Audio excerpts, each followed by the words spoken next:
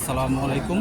ইনশাআল্লাহ আশা করি সবাই ভালো আছেন। আলহামদুলিল্লাহ আমি ভালো আছি। যে যেখান থেকে আমার ভিডিওটি দেখছেন সবাইকে অসংখ্য ধন্যবাদ ও সর্বতি ভালোবাসা রইল। আজকে ভিএফএস গ্লোবাল থেকে অনেক ভিসা পাইছে, এই নিয়ে আপডেট দিব।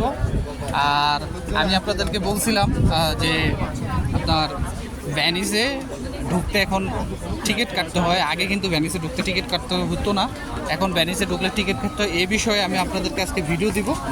আর অ্যাপয়েন্টমেন্টের বিষয়ে কথা হবে, ইতালি ভিসা আপডেট দেওয়া হবে।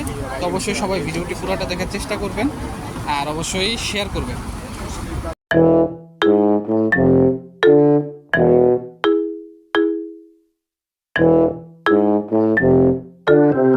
তো দেখেন আমি এখন পুরা আপনার ধরতে গেলে ভ্যানিসের ভিতরে আছি।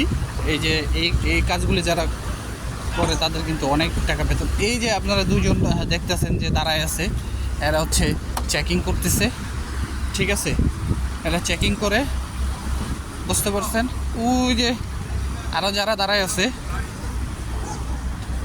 এই যে দেখতেছেন, এরা হচ্ছে চেকিং করে। ভ্যানিসের ভিতরে ঢুকলেই এখন 5 টাকা করে দিতে হয়, মানে 5 ইউরো করে এদেরকে দন লাগে ভ্যানিসে ঢুকলে। আশা করি বুঝতে পারছেন। আমার একটু আগেও আমাকে একজন ভয়েস মেসেজে বললো, ভাই তারা আগস্টের মেবি 3 তারিখে জমা দিচ্ছিল ফ্যামিলি, আজকে পাসপোর্ট 3টাই ভিসা পাইছে, ফ্যামিলি ভিসা। তারপরে আরেকজন রিএন্ট্রি ভিসারি করছিল, তো তারও নাকি মেসেজ আসছে রেডি ফর কালেকশন। এখন সে আজকে যায় নাই, কালকে যাবে পাসপোর্ট আনার জন্য। তো পাসপোর্ট আনলে তখন বোঝা যাবে যে তার ভিসা হয়েছে কি না।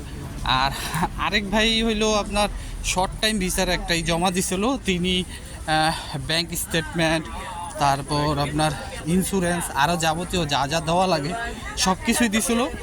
তার এক মালিকের 15টার মতো কাগজ আসছে। কিন্তু আপনারা সবাই ধৈর্য ধরেন, কিন্তু তার রেডি ফর কালেকশন আছে 23 তারিখে জমা দিছে, যতটুকু আমি জানি 23 তারিখে জমা দিছে। 24 তারিখে মেসেজ আসছে। তো আজকে তিনি পাসপোর্ট কালেকশন করতে গেছিলো, তার ভিসাটা রিজেক্ট করা হয়েছে। তো এখন তাদের সাথে আরও অনেকেরই আছে। তো আসলে ভিসা রিজেক্ট করার অনেক ধরনের কারণ হইতে পারে, এগুলা বলার বাহিরে।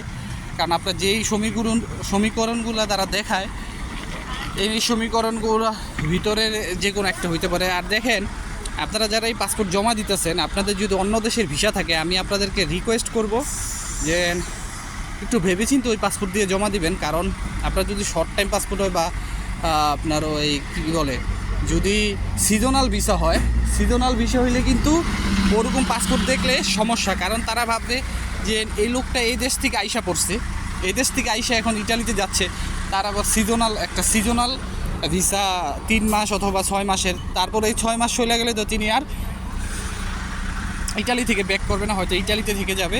এইসব কারণেই কিন্তু অনেকেরই আপনার রিজেক্ট করা হইতেছে। আর অ্যাপয়েন্টমেন্টের যে বিষয়টা দেখেন, অ্যাপয়েন্টমেন্টের বিষয়টা আমি একটা কথা বলি, এটা হলো একদম ফালতু কথা। ভিএফএস গ্লোবাল নিজেরা এটা চেকিং করে অ্যাপয়েন্টমেন্ট দিতেছে, ইতালি এম্বাসি কখনো দিবে না। যদি ইতালি এম্বাসি, আমি ধরে নিলাম 1 লাখ মেইল জমা হয়েছে, ঠিক আছে? এই 1 লাখ মেইল তারা কয় দিনে এটা আপনার তারা জাস্টিফাই করে আপনার অ্যাপয়েন্টমেন্ট দিবে? এটা কিন্তু সম্ভব না।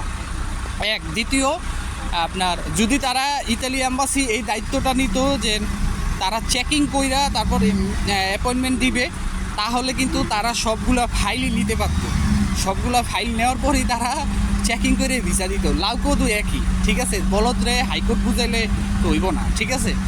এখন ভিএফএস গ্লোবালে আমার যতটুকু মনে হয় ভিএফএস গ্লোবালে এই কার্যক্রমগুলি করতেছে। আর আপনারা অ্যাপয়েন্টমেন্ট পাবেন, কারণ ভিএফএস গ্লোবাল হচ্ছে তাদের টাকা চিন্তা, তারা টাকা চায়। আপনার যত জমা হইব তারা তত করে ভিসার ফি জমা লইতে পারবো, এটা তাদের একটা ভালো কিন্তু একটা দিক। আশা করি বুঝতে পারছেন। কিন্তু এখন দেখার বিষয়, অনেকে অ্যাপয়েন্টমেন্ট পাচ্ছে না, আমি নিজেও পাচ্ছি না, আর অনেকেই পাচ্ছে না।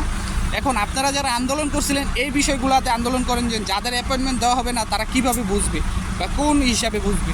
আপনারা কিছুদিন আগে যে একটা ওই যে আমি দেখলাম একটা আপডেট দিছিল, ওই আপডেটের ভিতরে লেখা যে 30 দিনের ভিতরে জানাই দেওয়া হবে। তো অলরেডি যারা 31 তারিখে মেইল করছেন, আজকে হচ্ছে আপনার 29 তারিখের মতো, 28 তারিখের মতো, তো অলরেডি তো 30 দিন হয়ে গেছে। তাদেরকে কেন মেলে রিপ্লে ব্যাক দেয় নাই? তাদেরকে অন্তত জানাই তো দিতে হবে।